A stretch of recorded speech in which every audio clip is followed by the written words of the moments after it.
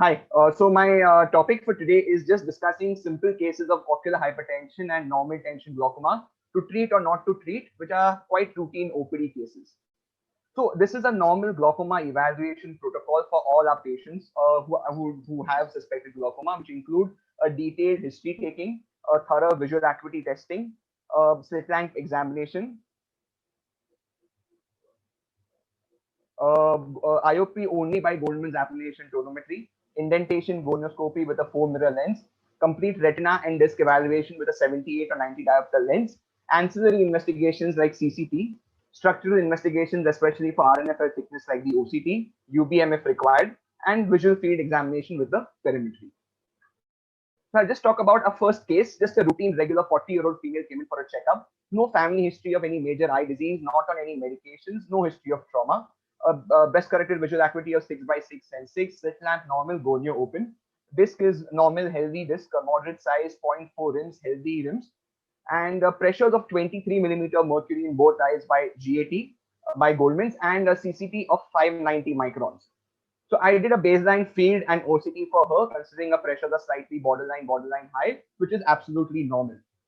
So what is the preferred practice pattern in ocular hypertension? Number one is there is no point in treating all ocular hypertensives.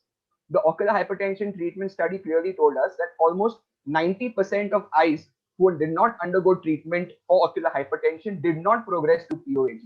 The number needed to treat is almost 20. That for every 20 ocular hypertensives we treat, you will prevent progression to POAG in only one eye, in only one patient. So you are treating unnecessarily 19 eyes. So we need to actually stratify ocular hypertensives based on risk factors like family history, increasing age, higher IOP, higher CD ratio, thin central corneal thickness, and high PS, pattern standard deviation. Thin corneas less than 559 micron were 3 times more likely to develop POAD as compared to 588. So in our example, 519 micron, 23 pressures, no risk factor, we can call her back after a year.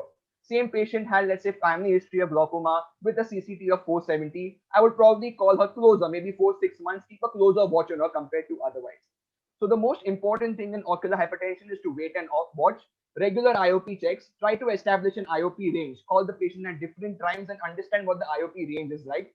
Repeat investigations yearly, counsel well, and we should avoid treatment till absolutely necessary, till pressures are high 26, 27, or you have definite structural and functional changes in your investigations which are reliable and repeatable. A second case, again, a 75-year-old male obese comes in for a regular eye checkup, not on any medications. However, gives a history of cardiac bypass surgery a few years ago, is a known hypertensive. BCVA is fine, slit lamp is okay, gonio is open angles. This shows us moderate size disc with 0.85 CDR, bipolar and thinning and pallor. However, pressures are 10 millimeter in one eye, 12 millimeter in the other eye. CCT is 540 micron. Again, a quite common case which we see in our OPDs. This is a photo of the left eye nerve showing the pallor and the rim thinning, corresponding visual field defect, threatening fixation, and this is of the right eye showing a similar field defect. So important again to go back to history and when you have suspected patients of NTG is to rule out migraine cluster headaches, ask for history of small joint pains, vasospastic disorders, use of nighttime antihypertensives, sleep apnea, excessive snoring, excessive water drinking, history of breath holding exercises, or any major accident, blood loss, or major surgery in the past. So, what should our approach in a case of NTGB is very important to rule out progressive versus non-progressive disease. You may have somebody who's had some episode of acute blood loss or major surgery in the past, has had disc damage and has non-progressive instead. So that's non-progressive glaucoma. So it's again important to differentiate in this age group from ischemic optic neuropathy. Very important to have closed perimetries and ensure if there is progression, it is reliable and repeatable. Establish an IOP range, that is either with a diurnal variation test or again check IOP at different times.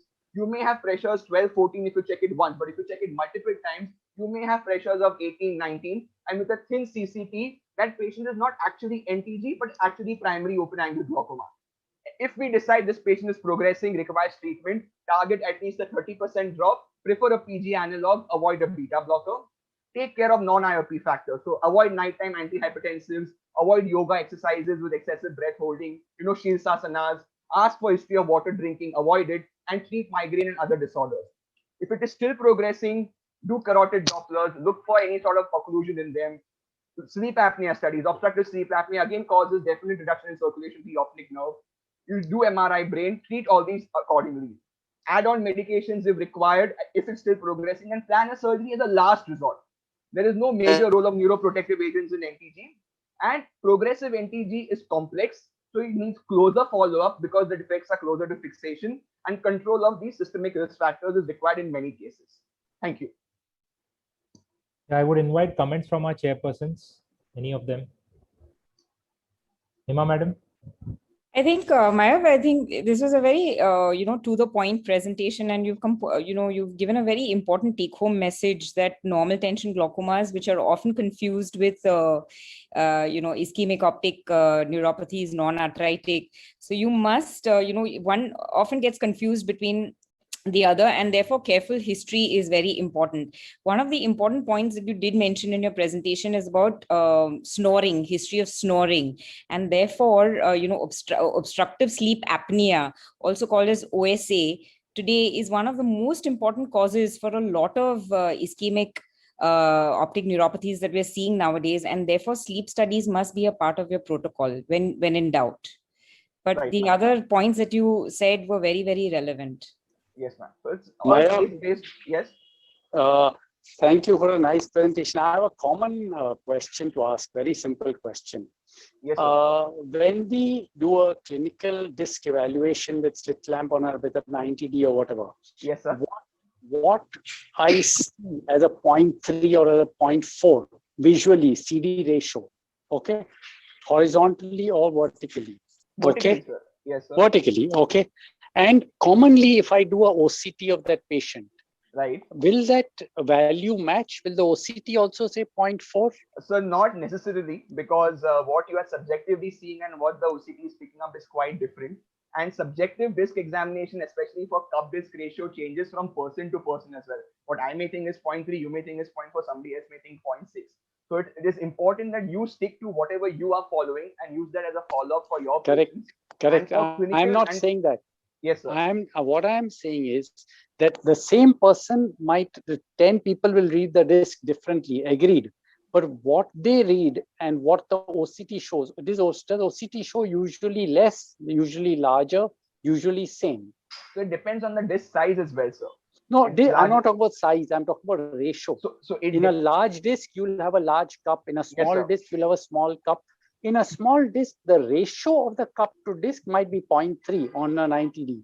Yes, okay. Sir. In yes, such sir. a case, will the OCT also say 0.3 or will it usually say 0.4, 5 or 0.1, 0.2? It may show a larger area, sir. I don't really look at disc measurements and the OCT ratio on the OCT a lot because again, the segmentation of a disc finding on the OCT is not very reliable from the glaucoma perspective. So it may show a different reading. I mean, it's not something which is something which we follow a lot in detail. So it's really difficult for me to comment, sir. And one more point that I'd like to add is that generally when ischemic optic neuropathies are generally seen in a small cup disc ratio. Yes, sir, it's got a good idea to always compare the cup disc ratio of the other eye, and if you find a crowded disc, then probably your diagnosis would go more in favor of an AI event. But of course, history is more important. History and progression, ma'am. Progressive defects is the most important. Yes. Shall we proceed? So, yes. The next case? Yes, sure. Pratibha, are you ready? Yeah. I think I'll try once again. Yes. Oh, yeah.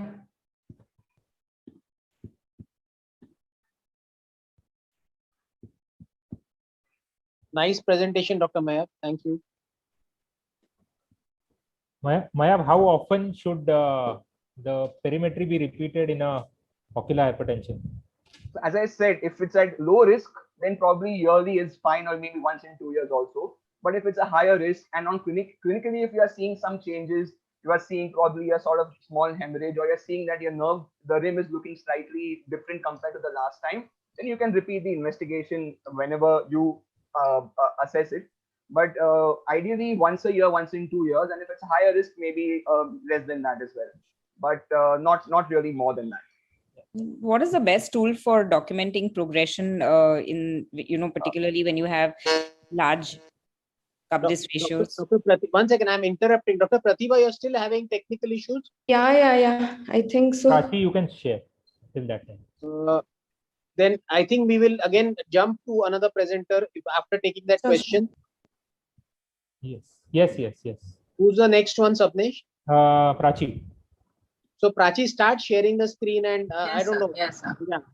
Dr. Hema, Yeah. you want to take that question? Afterwards, we'll discuss. We We can take it finish later. this question. Okay, Maya, what is the best tool for progression in NTGs?